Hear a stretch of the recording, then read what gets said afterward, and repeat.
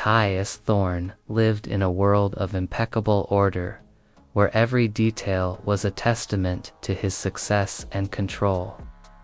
His penthouse, a glass and steel marvel perched high above the city, was a sanctuary of minimalist perfection. The floors were always polished to a mirror sheen, the chrome fixtures gleamed, and not a single book was out of place on the custom-built shelves. The person responsible for this perfect stillness was Alina, his maid. She was a silent, efficient ghost who appeared 3 times a week, a blur of motion who left behind nothing but an immaculate home. For Elias, she was simply part of the machinery of his life, a functionary as reliable as his smart home system. He paid her handsomely, and in return, she made sure his world was free of dust and disorder. Elias himself was a creature of habit. His days were a meticulously planned sequence of board meetings, high-stakes negotiations, and exclusive charity galas. He had built his fortune in tech, a process that demanded a fierce, single-minded focus that left little room for the human messiness of life. He was a man who saw people as data points, as assets to be optimized or liabilities to be cut. His interactions with Alina were a perfect reflection of this worldview. Quick nod, a brief exchange about a minor repair, nothing more. He knew her first name, but nothing else. He didn't know if she had a family, a life, or even a last name. It simply didn't matter. That perfect order was shattered one Tuesday morning by a single, misplaced object. Tilius, in a rare moment of distraction, had left his phone on the kitchen counter instead of its designated charging station. Alina, in a moment of equally rare human error, had swept it into a bag of recyclable electronics he had left out for disposal. He didn't realize his mistake until the evening, when a critical call from a European investor went unanswered. Panic set in. The phone contained not just his contacts, but sensitive documents and the access codes to his encrypted network. It was a security nightmare.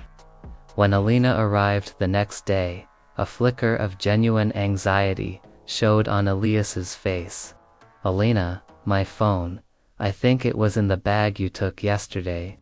She looked at him, her face a mask of polite concern. "The one for recycling, sir?" she asked, her voice soft and apologetic. "I'm so sorry, I thought it was an old device. Did you take it to the recycling center?" he asked, his voice tight with urgency. "No, sir," she replied, a strange look of fear in her eyes. "I haven't had a chance to drop off the bag yet. I left it at home." A wave of relief washed over him, but it was quickly replaced by a new, gnawing problem. He couldn't simply ask her to go get it. Her work was done for the day, and he knew she had other clients. The phone was a matter of national security for his company. He couldn't wait until Friday. "Where do you live, Alina? I can send my driver."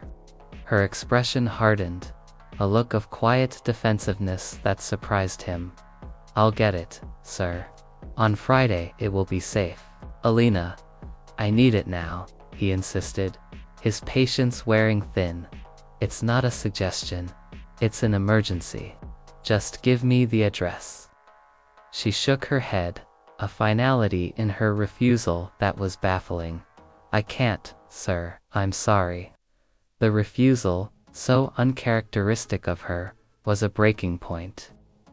Elias, a man who had never been told no, was both frustrated and intrigued. Was she hiding something?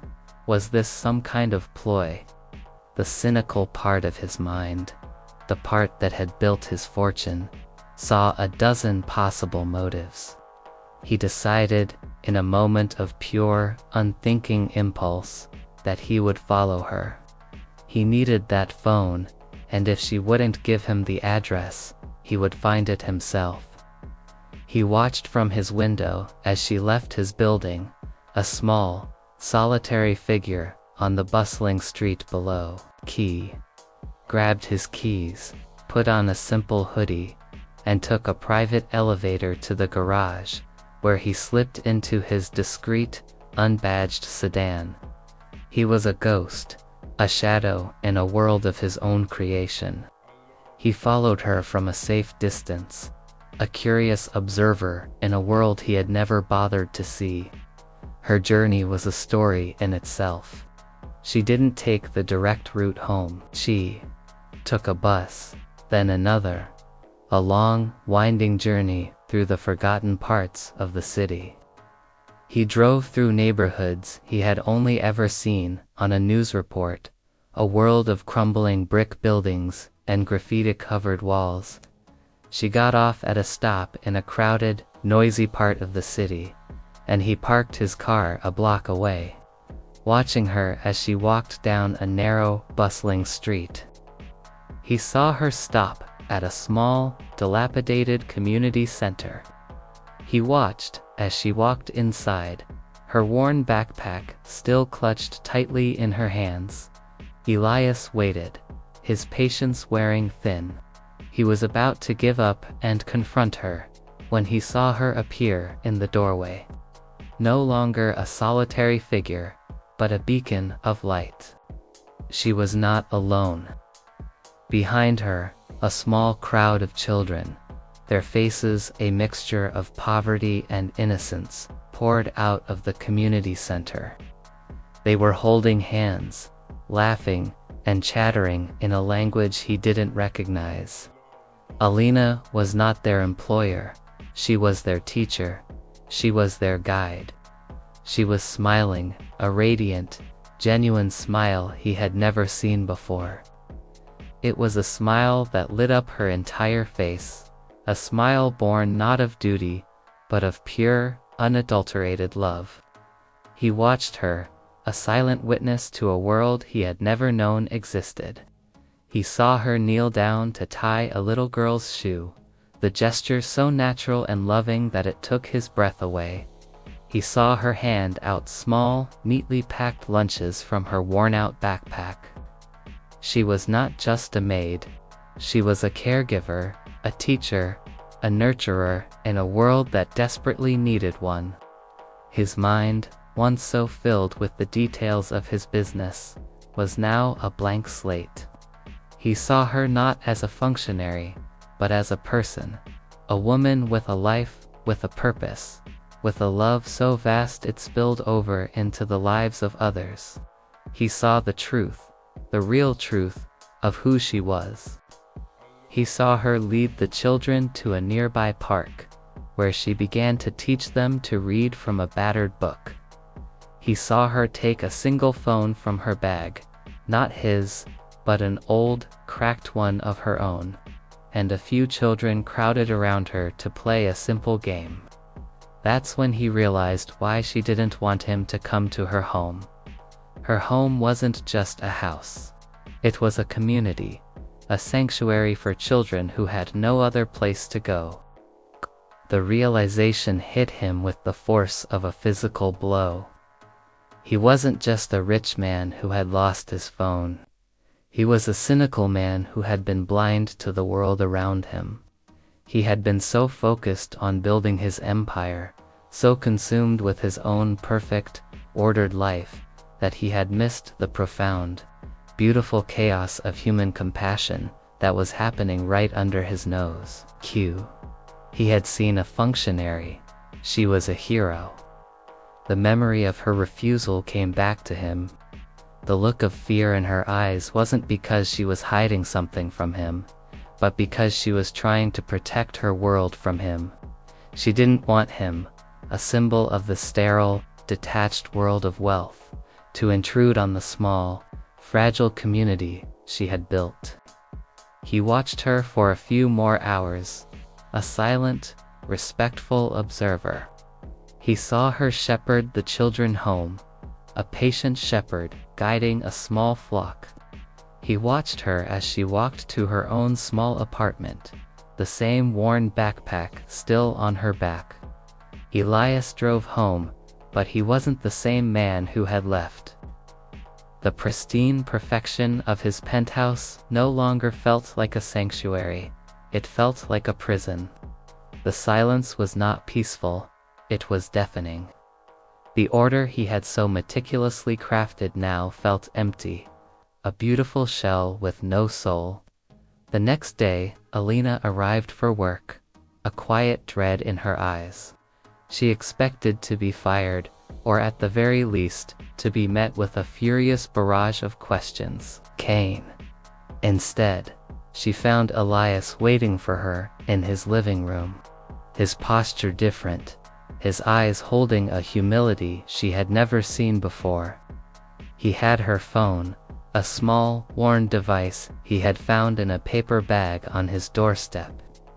Inside was a note, a simple, elegant apology for his actions, and an explanation. He had found his phone, it said. He understood. Alina looked at him, her eyes searching for a sign of anger or betrayal. But she found none. Instead, she found a man who had been humbled by a truth he had never bothered to see. He told her everything. He told her how he had followed her, how he had seen her with the children, how he had realized the profound nature of her work. He apologized, not for following her, but for his blindness, for his ignorance, for treating her like an object instead of a person. He then made her an offer, not as a boss to an employee, but as one human to another. He wanted to fund her work. He wanted to help her expand her community center, to hire more teachers, to provide more meals. He wanted to give her the resources to do what she loved, what she was truly meant to do, without the crushing burden of a second job. He wanted to give her a chance to truly change lives, not just for a few children, but for an entire neighborhood. Alina at first was suspicious, then overwhelmed, and finally, deeply moved. She accepted his offer, not because she needed his money, but because she saw in him a man who had finally opened his eyes, a man who had finally learned the value of a single, human connection. Elias Thorne's world was no longer one of impeccable order. His life was now filled with the beautiful, chaotic messiness of children's laughter, the joyful sound of learning, and the profound satisfaction of knowing that he was part of something bigger than himself. The floors of his penthouse were still polished, but now he saw Alina not as a functionary, but as a partner, a friend, and a living testament to a truth he had learned on a quiet, unassuming street, that true wealth isn't measured in dollars, but in the lives you touch and the hearts you fill with hope. He had followed his maid, and what he discovered had not just changed his life, but had given him a purpose he had never known he was missing. In the weeks that followed, Elias and Elena's partnership blossomed. He took her to his office, a place she had only ever cleaned, and together they sat at his grand conference table. He showed her his spreadsheets, not of stock options and mergers, but of construction costs for a new community center wing, budgets for a tutoring program, and the logistics of a daily meal service. Elias found himself negotiating with contractors for discounted lumber and haggling with food suppliers for bulk deals. A far cry from the multi-billion-dollar deals he was used to. But for the first time in his career, he felt a genuine, visceral connection to his work. The numbers on the screen were no longer abstract figures. They were the foundation of a new roof, the pages of a new book, and the smiles on the faces of children who now had a warm meal to look forward to. Alina, meanwhile, was a revelation. She was no longer the silent maid. In their meetings, she was a fierce advocate for her community, her voice passionate and clear. She explained the challenges the children faced, the specific needs of the families, and the best way to spend every last dollar. She taught Elias that a community wasn't built on money alone, but on trust and connection. She introduced him to the families, to the local shopkeepers, and to the other volunteers who worked tirelessly at the center. Elias, once a recluse in his heiries, began to feel a sense of belonging he had never experienced. He was no longer Elias Thorne, the tech mogul. He was simply Elias, the man who helped. The two of them, a mismatched pair from different worlds, became a unified force. Elias's business acumen, once a tool for profit, was now a tool for good. Elena's deep-seated understanding of her community, once a quiet passion, was now a driving force for change. The most profound transformation, however, was in Elias himself. The impeccably ordered world of his penthouse, once a symbol of his control, was now a symbol of his freedom. The silence was no longer empty, but a space for him to reflect on the joy and purpose he had found. He had discovered a new kind of wealth, one that filled his life not with polished surfaces and gleaming chrome, but with the beautiful, chaotic, and profoundly human messiness of a life lived for others. He had followed his maid, and in doing so, he had finally found his way home.